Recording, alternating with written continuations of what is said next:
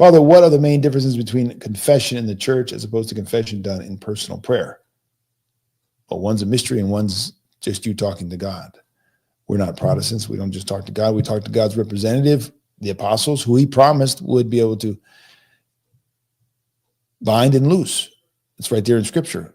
You will be able to bind and loose. That's what confession and generally the whole management of the household is referring to by the Lord. And so that's for our salvation. It's a part of the healing therapeutic program of the church. It's what restores us, and we can enjoy the forgiveness of sins from the Lord through and in the church through the priest. Now, he's a representative, just like in the Eucharist. It's not the priest who's given the Eucharist, but Christ himself. Christ stands in the confession with the priest and blesses the person, and that's why there is forgiveness. So, there's no human forgiveness. There's divine human reality that's being worked out there, and Christ is forgiving and restoring, and that's like a second baptism in a way.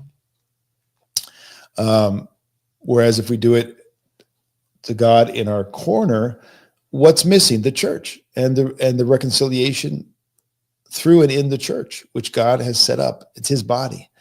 So we don't run to Christ in the icon. We run to Christ, but in the church. We run to Christ in the mysteries. We run to Christ in and through the priest.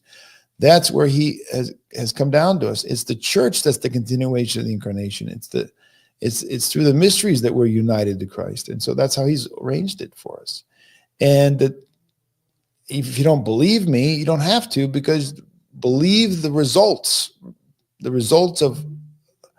of all the saints who lived that life and were made perfect. I mean, as much as you can be made perfect in this life, they were made into gods by grace. They were made into deified human beings, and in and through the mysteries.